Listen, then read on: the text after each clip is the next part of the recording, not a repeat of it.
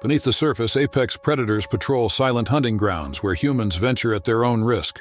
From capsized kayaks transforming into life-or-death battles to midnight yacht swims ending in tragedy, the stories you're about to hear span coastlines across the globe. In this video, we'll uncover 6 chilling encounters that reveal how quickly recreational ocean activities can spiral into desperate fights for survival.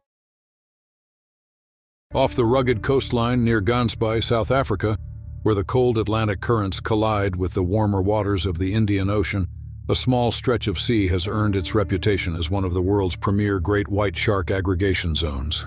The area sat roughly 8 kilometers from shore, where underwater geological formations created natural channels that funneled Cape Fur seals through predictable migration routes. By December 2025, the region had become a magnet not only for commercial cage diving operations, but also for independent researchers seeking to document shark behavior beyond the shallow tourist depths. Caleb Morris, Ryan Holt, and Julian Pierce had known each other since their university days studying marine biology in Cape Town. Over the past decade, the 3 men had pooled resources to fund their own expeditions, frustrated by the limitations of institutional research budgets and the restrictions imposed by commercial operators. Their custom-built cage, welded from reinforced steel and designed to withstand significant impact, had been tested in controlled environments, but never at the depths they planned to explore that December morning. The trio wanted to document great white movement patterns below 70 meters, where conventional cage diving tours never ventured. On December 15th, the morning broke cold and overcast. Caleb, Ryan, and Julian launched their 12-meter research vessel from a small harbor before dawn, accompanied by a 2-person surface crew who would operate the winch system and monitor equipment. The sea was choppy but manageable, with visibility reported at roughly 4 meters near the surface. By 7 in the morning, they had anchored above their target coordinates. Where previous tagging data suggested a deep-water white shark had been detected multiple times over the preceding weeks, the cage descended slowly, suspended by a reinforced cable attached to a hydraulic winch. Inside, the 3 men wore full wetsuits, masks, and breathing apparatus, each carrying underwater cameras mounted on chest harnesses. Caleb had insisted on installing external LED lighting panels to compensate for the darkness at depth, though Ryan had expressed concerns about whether the illumination might alter natural shark behavior. As the cage dropped past 50 meters, the water temperature plummeted from 16 degrees Celsius to just under 11. The green murk thickened, reducing visibility to barely 2 meters. Julian checked his depth gauge and signaled that they had reached 73 meters when the first impact occurred. From directly below, an enormous great white measuring approximately 5.5 meters surged upward with explosive force, slamming into the cage's underside. The collision spun the entire structure violently, throwing all 3 men against the bars with crushing force. Caleb's camera was torn from its mount, spiraling away into the darkness. Before anyone could process what had happened, the shark returned. This time, the animal approached laterally, its massive body cutting through the limited visibility like a freight train emerging from fog. The shark struck the cage broadside with its full weight, bending one of the vertical support bars inward by nearly 15 centimeters. The structural integrity of the cage, designed to withstand distributed pressure rather than concentrated impacts, began to fail. Ryan grabbed the bent bar and tried to push it back into position, but the metal had warped beyond manual correction. On the surface, the crew watched their monitors in growing horror as the underwater camera feeds showed chaos and debris clouds. They attempted to activate the emergency ascent protocol, but the winch mechanism jammed, likely due to the violent spinning that had twisted the cable against its housing. Below, the situation deteriorated rapidly. The great white made a third pass, this time ramming the cage from a 45-degree angle. The force bent another support bar and created a gap wide enough for the shark to force its snout partially through. The animal's jaws gaped open as it pushed against the compromised structure, teeth scraping against metal with a sound that transmitted through the water like grinding machinery. Julian kicked backward, trying to maintain distance, but the confined space offered no real escape. The shark's eye, black and emotionless, rolled back as it thrashed against the bars. Caleb attempted to use his dive knife to strike at the animal's snout, hoping to trigger a retreat response, but the awkward angle and limited mobility made the gesture futile. The cage swung wildly as the shark withdrew and circled, its movement suggesting neither fear nor hesitation. Current pulled the damaged structure sideways, adding rotational momentum that slammed the men repeatedly against the interior framework. Ryan's breathing apparatus was knocked loose, and in the struggle to reattach it, he inhaled seawater. The great white returned once more, striking with enough force to partially dislodge the cage from its cable attachment point. On the surface, the crew finally freed the jammed winch and began hauling the cage upward at maximum speed. The ascent took nearly 4 minutes, during which the shark made 2 additional approaches before apparently losing interest and disappearing into the depths. When the cage broke the surface, the crew immediately recognized the severity of the situation. The structure hung at an unnatural angle, bars bent and twisted. One entire side panel nearly separated from its frame. Caleb Morris was unconscious, his wetsuit torn, and blood seeping from multiple impact wounds where he had been crushed against the cage during the violent collisions. Ryan Holt remained conscious, but barely responsive, suffering from obvious trauma to his chest and difficulty breathing. Julian Pierce had sustained severe head injuries from repeated impacts against the metal framework. The crew radioed for emergency helicopter evacuation while attempting to provide first aid, but the nearest medical facility was 30 minutes away by air. Despite rescue efforts, all 3 men succumbed to their injuries before reaching the hospital. Caleb died during helicopter transport from internal bleeding and blunt force trauma.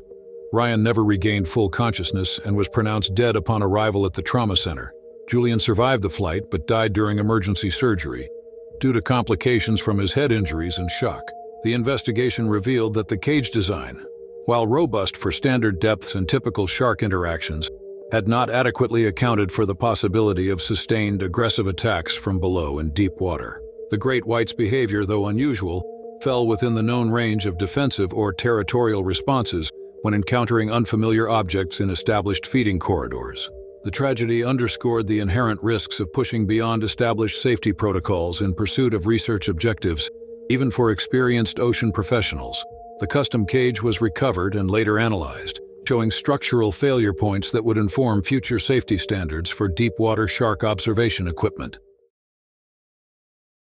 Approximately 200 kilometers off the eastern coast of the Bahamas, the shallow continental shelf ends abruptly, plunging into a deep Atlantic trench. This stretch of open ocean had long been recognized by commercial pilots as both a navigational landmark and a potential hazard zone. The area, characterized by water depths exceeding 2,000 meters and minimal shipping traffic, offered little in terms of emergency landing options for aircraft experiencing mechanical difficulties. In September 2021, these geographical realities became grimly relevant for the 7 passengers aboard a twin-engine charter plane traveling from Nassau to a private island resort. Evan Brooks, a documentary photographer from Oregon, had boarded the flight that morning alongside 2 other passengers and a pilot, expecting a routine 40-minute journey. The aircraft had been in service for nearly 15 years, though maintenance records indicated no significant concerns. 20 minutes into the flight, at an altitude of approximately 3,000 meters, the port engine began exhibiting erratic behavior. The pilot attempted to maintain altitude on the remaining engine, but within minutes the second engine failed completely. The pilot issued a distress call and initiated emergency ditching procedures. Evan and the 2 other passengers braced as the aircraft descended rapidly toward the ocean's surface. The plane struck the water at a steep angle just after 11 in the morning, the impact shattering the windscreen and flooding the cockpit almost immediately. The fuselage remained intact for approximately 90 seconds, during which Evan and 2 others managed to deploy a 4-person life raft stored in the rear compartment. The pilot and 3 additional passengers went down with the aircraft as it sank into the trench. Evan pulled himself into the partially inflated raft alongside Margaret Chen, a marine engineer from Singapore, and Thomas Kellerman, a retired school teacher from Canada. The raft had inflated incompletely due to a faulty carbon dioxide cartridge, leaving one of its 3 chambers only partially pressurized. The sea was unnaturally calm, the water a deep cobalt blue that seemed to extend infinitely in all directions. Debris from the aircraft floated nearby. Seat cushions, a fuel slick, pieces of luggage bobbing on the gentle swells. Within 5 minutes of entering the raft, Evan noticed dark shapes materializing beneath them. The first shark surfaced approximately 3 meters from the raft's edge, its distinctive rounded dorsal fin and white-tipped pectoral fins immediately identifiable as an oceanic whitetip. The animal measured roughly 2.7 meters in length, its body thick and powerful, movements slow and deliberate. It circled the raft twice before approaching directly, bumping the rubber hull with its snout. Margaret whispered that they should remain still and avoid splashing, advice Evan recognized from survival training but found nearly impossible to follow as panic set in. The shark bit down on the raft's edge, puncturing the already compromised side chamber with a hiss of escaping air. As the raft began to sag, a second oceanic whitetip appeared, slightly larger than the first. Both sharks worked in apparent coordination, testing different sections of the raft with exploratory bites and forceful bumps. Thomas attempted to use an emergency paddle to push the sharks away, but the first whitetip seized the paddle in its jaws and yanked it from his hands. The raft tilted dangerously as water began flooding the punctured chamber. Evan clung to the remaining inflated sections while the sharks continued their methodical assault. One animal surged upward, jaws scraping the rubber mere centimeters from his forearm, teeth leaving deep gouges in the material. The attack continued for nearly 20 minutes, the sharks showing no signs of losing interest despite the survivors' attempts to remain motionless. Margaret kicked defensively when one shark approached too closely, her foot connecting with its flank and triggering a more aggressive response. The animal twisted in the water and lunged upward, breaking the surface entirely before crashing back down. A Coast Guard helicopter, responding to the pilot's distress call, arrived just as the raft began collapsing completely. The aircraft's downwash and rotor noise drove the sharks deeper temporarily, allowing rescue personnel to deploy a basket and extract all 3 survivors.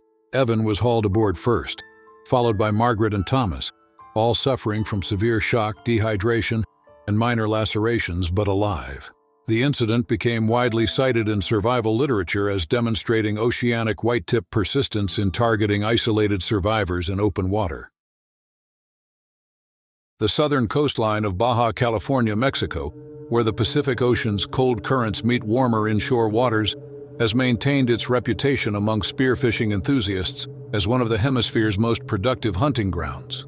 Along a remote stretch of coastline, a series of underwater ridge systems created natural aggregation points for various pelagic species, including yellowfin tuna, dorado, and grouper. By March 2024, the area had attracted increasing numbers of free-diving spearfishers, willing to work the deeper drop-offs where larger fish congregated beyond conventional sport fishing zones. Julian Cortez, an experienced spearfisher from San Diego, had been diving the area's reefs for nearly 8 years. His technique involved early morning dives when visibility peaked and fish behavior remained predictable. On March 22nd, he launched his small boat alone just before dawn, anchoring above a particular reef structure that dropped from 15 meters to over 60 meters within a 100-meter span. The water temperature registered at 19 degrees Celsius, cooler than average for the season, but ideal for the species Julian targeted. He entered the water at 6:30, carrying a pneumatic spear gun and wearing a wetsuit, weight belt, and fins. His first 2 dives proved successful, resulting in a 4-kilogram grouper and a smaller yellowtail, both secured to his weight belt via a stringer clip. The fish continued struggling weakly, their distress signals broadcasting through the water via low-frequency vibrations and trace amounts of blood from puncture wounds. Julian descended along the reef wall for his 3rd dive, reaching approximately 22 meters before spotting another grouper sheltering beneath an overhang. He maneuvered into position and fired, the spear striking the fish through its midsection. As he secured his catch and began ascending, he noticed a massive shadow rising from the deeper water below. A great hammerhead shark, measuring approximately 4 meters in length, emerged from the blue void with shocking suddenness. The animal's distinctive cephalofoil head swept from side to side as it locked onto the struggling fish attached to Julian's belt. Hammerheads, despite their generally non-aggressive reputation toward humans, became intensely competitive when food sources were involved. This particular shark accelerated with startling speed, closing the distance in seconds. It struck Julian's fins with enough force to spin him sideways in the water, the impact disorienting him completely. Julian's spear gun was torn from his grip as the hammerhead executed a tight turn and made another pass, its body brushing against his torso as jaws snapped dangerously close to his ribcage. The shark's rough skin scraped across his wetsuit, leaving abrasions despite the protective material. Julian realized immediately that the fish on his belt had transformed him into a direct competitor for prey, triggering the hammerhead's aggressive response. He fumbled with the stringer clip, his fingers clumsy from adrenaline and oxygen deprivation, as his lungs began burning from extended time underwater. The hammerhead circled tightly, its movement suggesting preparation for another assault. Julian finally released the clip, dumping all 3 fish into the water. The hammerhead immediately pivoted toward the descending prey, seizing the largest grouper in its jaws. Julian kicked upward with every remaining ounce of strength, his vision tunneling as oxygen deprivation reached critical levels. He broke the surface, gasping and disoriented. having ascended too rapidly, but alive. His dive boat floated approximately 30 meters away, and he swam toward it with frantic, inefficient strokes, constantly checking below for signs of the shark's return. The hammerhead made one final appearance, rising from below with the grouper still clamped in its jaws, before descending back into deeper water. Julian pulled himself aboard his boat, shaking uncontrollably from shock and hyperventilation. His fins were shredded, and his wetsuit showed multiple tears and scrapes where the shark's skin had made contact. He started the engine and returned to harbor immediately, abandoning any thought of continued diving. The encounter left Julian with a severe psychological impact, despite relatively minor physical injuries. He reported the incident to local marine authorities, emphasizing how quickly the hammerhead had closed the distance and how aggressively it had competed for the catch. The event reinforced established safety protocols recommending that spearfishers immediately release their catch when large sharks appear, rather than attempting to retain their prize. Along the southern coast of Australia, a particular stretch of ocean between Port Lincoln and the Neptune Islands had long been recognized as prime great white shark territory. The region's unique oceanography, characterized by deep channels, strong currents, and abundant seal populations, created ideal conditions for the apex predators that patrolled these waters year-round. The area had witnessed numerous documented shark sightings over the preceding decades, with commercial cage diving operations establishing themselves in the region specifically to capitalize on the predictable presence of large white sharks. Local fishing communities had accumulated generations of anecdotal knowledge about shark behavior patterns, seasonal movements, and the specific environmental conditions that increased encounter likelihood. By July 2018, despite widespread awareness of shark presence and multiple public information campaigns emphasizing the risks, recreational boaters continued to anchor in these areas for evening leisure activities, often underestimating the risks associated with after-dark water entry. The disconnect between intellectual awareness of danger and practical risk assessment had become a recurring theme in maritime safety discussions, with authorities struggling to communicate effectively that shark habitat did not become safe simply because humans found it convenient or aesthetically appealing. Alex Morgan, a 32-year-old investment analyst from Melbourne, had organized a weekend yacht excursion with 7 friends to celebrate a colleague's promotion. The group had chartered a 14-meter sailing yacht and spent the day cruising along the coastline, stopping periodically for swimming and snorkeling in various sheltered coves. The day had passed without incident, with multiple swimming sessions in shallower waters closer to shore where visibility remained excellent, and the group could easily monitor their surroundings. As evening approached on July 14th, they anchored approximately 6 kilometers offshore in relatively calm water, the sea temperature registering at a comfortable 17 degrees Celsius. The decision to anchor so far from shore was driven partly by a desire for privacy and partly by the captain's assessment that the protected anchorage offered good holding ground and shelter from prevailing winds. After dinner, someone suggested a midnight swim, arguing that the unusually warm water and calm conditions created perfect circumstances. Several members of the group expressed reservations, noting the distance from shore and the complete darkness beyond the yacht's immediate vicinity. Alex, an experienced ocean swimmer who had completed several marathon swimming events, volunteered to enter first and assess conditions. His confidence and experience reassured the more hesitant members of the group, and discussions turned to logistics rather than whether the swim should occur at all. The yacht's crew activated stern lights, illuminating a rough circle of water approximately 10 meters in diameter around the vessel. The light created stark contrasts between the brightly lit surface zone and the surrounding darkness, a visual effect that several crew members found aesthetically appealing, but which carried unforeseen consequences. Alex entered the water at approximately 11:40, wearing only swim shorts and goggles. He swam away from the yacht initially, commenting on the water's unusual warmth and clarity. The illuminated zone created an eerie effect, with the light penetrating perhaps 3 meters down before fading into complete blackness. Other passengers on deck watched Alex swim lazy circles, occasionally diving beneath the surface and resurfacing with exaggerated splashes. His movements were relaxed and confident, showing no awareness of the danger present in the surrounding darkness. Great White approached from beyond the light's reach, drawn by the unusual stimulus of concentrated illumination, surface disturbance, and the silhouette of a single swimmer isolated from any identifiable group or structure. The shark measured approximately 4.5 meters in length, a mature female likely investigating the area as part of routine patrol behavior. To the animal's sensory system, the scene presented characteristics consistent with injured or distressed prey: erratic movement, surface splashing, and high contrast against darkness. The shark's approach was methodical rather than frenzied, suggesting investigative behavior rather than a feeding frenzy, though the distinction proved academic given the outcome. Witnesses on deck reported seeing the water erupt suddenly as the shark struck Alex's lower body from directly below. The attack occurred with such speed that Alex had no opportunity to react or defend himself. The shark's jaws closed around his legs and lower torso, and the animal's momentum carried both predator and prey beneath the surface in a single fluid motion. The illuminated water turned dark with blood within seconds, the stark red spreading rapidly through the lit zone in patterns that observers later described as nightmarish. Passengers on deck began screaming and throwing life rings, boat cushions, and anything available into the water, while the captain rushed to start engines. The yacht's crew activated additional lighting and revved the engines loudly, hoping the noise and propeller vibration would drive the shark away. The attack had concluded within approximately 5 seconds, the shark having released Alex and disappeared back into the darkness after the initial strike. The brevity of the encounter did nothing to diminish its devastating effectiveness. 2 passengers dove into the water with flotation devices and pulled Alex's body back toward the yacht. He remained conscious briefly but had sustained catastrophic injuries to both legs and his lower abdomen.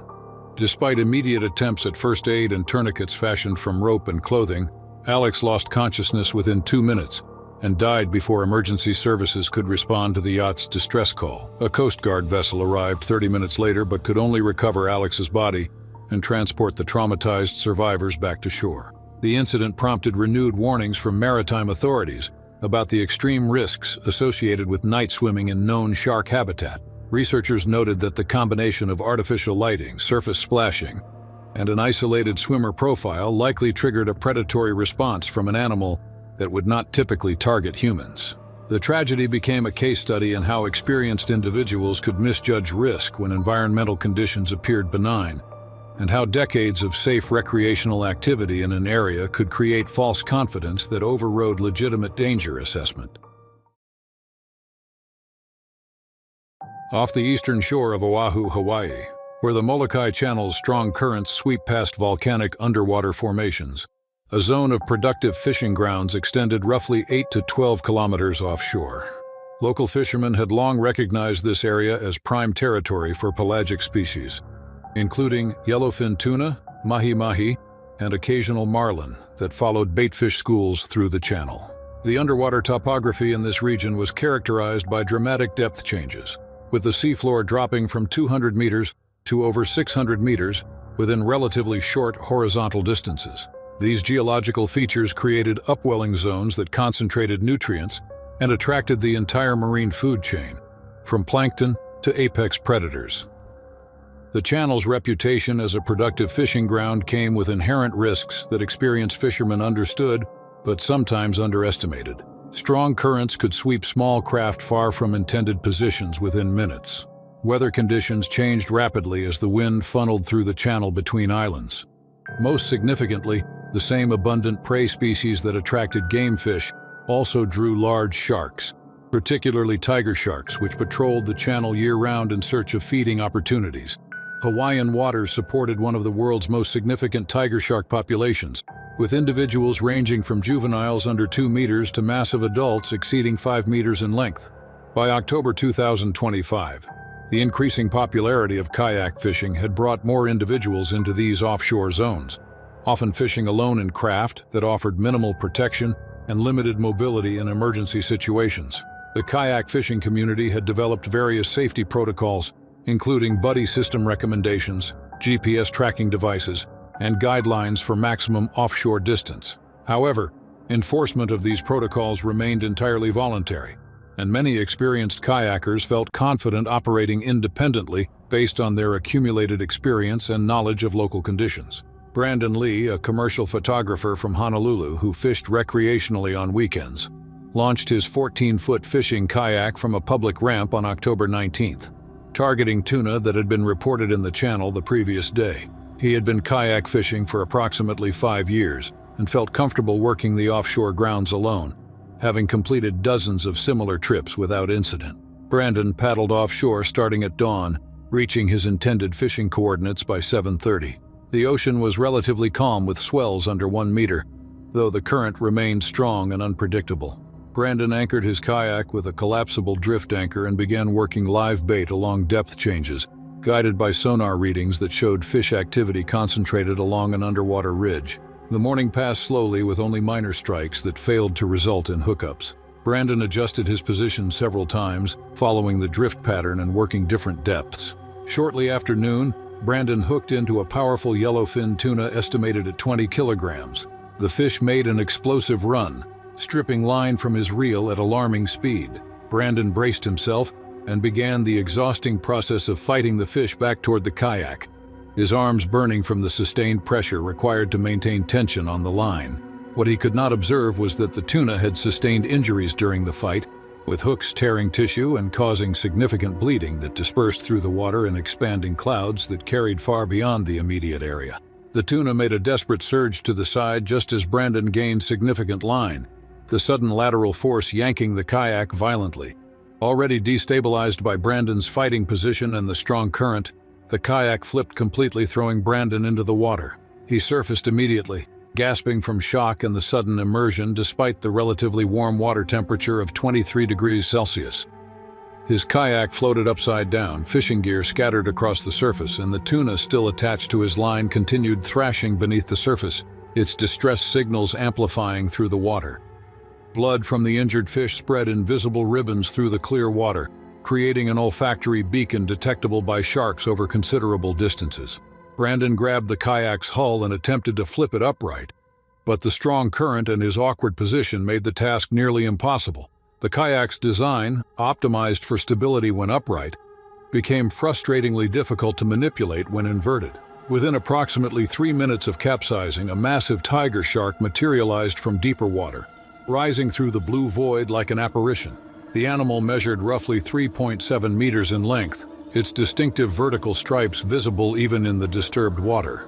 Tiger sharks, known for their opportunistic feeding behavior and willingness to investigate any potential food source, responded predictably to the combination of blood, struggling fish, and surface disturbance. The shark's reputation as the ocean's garbage disposal was well earned, with stomach contents analysis revealing everything from sea turtles and seabirds to license plates and tire fragments.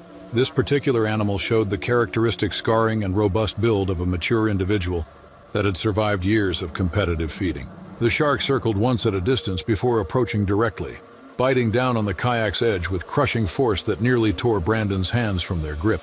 The impact transmitted through the plastic hull with a sickening crunch, and Brandon felt the kayak shudder from the pressure. Brandon shouted involuntarily, the sound seeming absurdly small against the vast ocean. The tiger shark released the kayak and circled again, tighter this time, its body passing close enough that Brandon could observe individual scars and barnacle clusters on its skin. Each pass brought the animal closer, its body language suggesting increasing confidence rather than cautious investigation. The shark bumped the hull aggressively, testing it, then suddenly lunged upward with jaws agape. Brandon jerked his legs upward, curling into a defensive position against the kayak's underside, his heart hammering so violently he could feel it in his throat. The shark made repeated passes over the next several minutes, each approach more aggressive than the last. On one pass, its body brushed directly against Brandon's leg, the rough skin scraping his calf and drawing blood. The sensation was like being scraped by coarse sandpaper backed by solid muscle, and Brandon knew immediately that the new blood in the water would only intensify the shark's interest. Brandon grabbed his paddle, which had remained tethered to the kayak by a safety leash, and swung it desperately as the shark made another lunge. The paddle connected with the animal's snout, not with enough force to cause injury, but sufficient to trigger a momentary retreat. The shark paused its approach, circling at slightly greater distance as if recalculating its assessment of the situation. The tiger shark seized the still struggling tuna in its jaws and descended abruptly, disappearing into deeper water with its prize. The decision to take the available food source, rather than continue investigating the unfamiliar kayak and human, likely saved Brandon's life. Brandon remained clinging to the capsized kayak, shaking from adrenaline and shock, barely able to process that the encounter had ended. A recreational fishing boat that had been working the same area spotted his distress and motored over rapidly, pulling Brandon from the water approximately 10 minutes after the shark's final departure. Brandon sustained scrapes, bruising, and a moderate laceration on his calf where the shark's skin had made contact, but survived the encounter intact. He required brief medical treatment for shock and minor wounds, spending several hours under observation at a local urgent care facility. The incident reinforced established safety recommendations that solo kayak fishermen remain within a reasonable distance of shore and immediately cut lines when large sharks appear in the vicinity of hooked fish. Brandon never kayak fished alone again, and his experience became a cautionary tale shared widely within Hawaii's kayak fishing community about the real dangers present in waters that appeared deceptively benign under calm conditions. The waters surrounding Newport, Rhode Island, where Narragansett Bay opens into the Atlantic, had hosted competitive sailing events for over a century. The region's maritime history extended back to colonial times, with Newport serving as a major port throughout America's development as a seafaring nation. The city's natural harbor and strategic coastal position made it ideal for sailing competitions. And by the mid-20th century, Newport had established itself as one of North America's premier yachting centers. By June 2023, the annual offshore regatta had evolved into a major international event, drawing racing sailboats from across North America and Europe to compete in courses extending 20 to 30 kilometers into open ocean. The competition attracted professional sailors, wealthy yacht owners, corporate-sponsored teams, and serious amateur racers, all competing across various divisions based on vessel class and crew experience. Race protocols required designated safety swimmers to accompany each vessel, responsible for addressing equipment malfunctions, retrieving fouled lines, and assisting with emergency procedures that could not be managed from the deck. These safety swimmers represented the last line of defense against mechanical failures that could disable a vessel or create dangerous situations during the intense competition. The role of safety swimmer demanded exceptional physical fitness, extensive maritime experience, and the mental composure to function effectively in cold water, rough seas, and high-pressure racing environments. Swimmers needed to maintain position near moving vessels, operate effectively in minimal visibility conditions, and make rapid decisions about when entering the water was necessary versus when problems could be solved from deck. The position attracted individuals with backgrounds in military diving, professional lifeguarding, maritime rescue, and competitive swimming. Owen Marshall, a professional maritime safety specialist from Boston, had worked as a race swimmer for 6 years, accompanying various vessels through competitions in Atlantic and Pacific waters. His resume included multiple offshore regattas, several transatlantic crossings as safety crew, and advanced certifications in maritime rescue and emergency response. On June 4th, he was assigned to a 40-foot racing sloop competing in the regatta's primary division. The weather was challenging, with choppy seas, variable winds gusting between 15 and 25 knots, and water temperature registering at 14 degrees Celsius. Owen wore a full wetsuit, safety harness, and flotation device, maintaining position near the stern as the boat navigated the course at speeds occasionally exceeding 15 knots. The racing sloop had performed well through the morning, maintaining position in the upper third of its division despite difficult conditions. The crew worked with practiced efficiency, trimming sails and adjusting course to maximize speed while managing the challenging sea state. Approximately 12 kilometers offshore, during a particularly aggressive maneuver to round a course marker buoy, the racing sloop fouled a trailing line in its rudder assembly, immediately compromising steering capability. The line, likely a loose section of safety rigging or a forgotten dock line, had been trailing unnoticed and wrapped around the rudder post during the turn. The captain signaled for Owen to enter the water and clear the obstruction before the boat lost too much position relative to competitors. Losing steering in the open ocean during a race created both competitive disadvantage and genuine safety concerns, as the disabled vessel became vulnerable to collision with other racing boats and had limited ability to navigate away from hazards. Owen entered the water at roughly 2 in the afternoon. The sea choppy with swells approaching 2 meters. Engine noise and prop wash from nearby support vessels created significant underwater turbulence as Owen dove beneath the stern to assess the fouled line. The line had wrapped multiple times around the rudder post, requiring careful manipulation to unwrap without causing further damage or creating additional tangles. Owen worked methodically, occasionally surfacing for air as the boat drifted in the current. The cold water sapped his energy despite the wetsuit protection, and the boat's movement in the swells made maintaining position difficult. He was focused entirely on the mechanical problem when a flash of metallic silver cut across his peripheral vision. A short-fin mako shark, measuring approximately 2.7 meters in length, had been drawn to the area by the unusual concentration of boats, engine noise, and surface turbulence. Mako sharks, among the fastest fish in the ocean with burst speeds potentially exceeding 70 kilometers per hour, were known for explosive bursts of speed and occasionally aggressive behavior when investigating unfamiliar stimuli.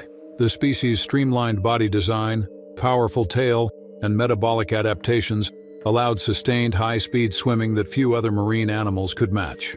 This particular animal accelerated with shocking velocity, striking Owen's fins and knocking him sideways through the water with the impact of a battering ram. He felt a sharp impact along his right hip as the mako slashed past, its momentum carrying it several meters beyond before it executed a tight turn and circled back with continued interest. Owen tucked into a defensive position, pulling his legs up against his torso while shouting for assistance. The mako circled tightly, its body language suggesting continued interest rather than immediate retreat. The shark's movements were precise and controlled, suggesting experience rather than random aggression. Owen grabbed the fouled rope and positioned it between himself and the shark, hoping to create a barrier or at least something to impede a direct attack. The mako made another pass, teeth scraping the rope as it attempted to bite through, the nylon fibers offering surprising resistance. Crew members on deck shouted warnings and threw flotation devices, but the shark ignored these distractions entirely. The boat's captain made the critical decision to restart engines despite the fouled rudder, accepting potential mechanical damage in exchange for creating noise and vibration that might disrupt the shark's focus. The engines roared to life, propellers churning water dangerously near Owen's position, creating a calculated risk that the captain deemed necessary. The sudden noise and turbulence caused the mako to veer away sharply, its approach pattern disrupted by the unfamiliar stimulus. The shark made one final circle at a greater distance, before disappearing into deeper water with the same explosive speed that had characterized its arrival. Crew members hauled Owen aboard immediately, his wetsuit torn along the hip and legs showing deep bruising and abrasions where the mako had made contact during its initial strike. Owen received medical attention for shock, bruising, and torn fins, but avoided serious injury that would require hospitalization.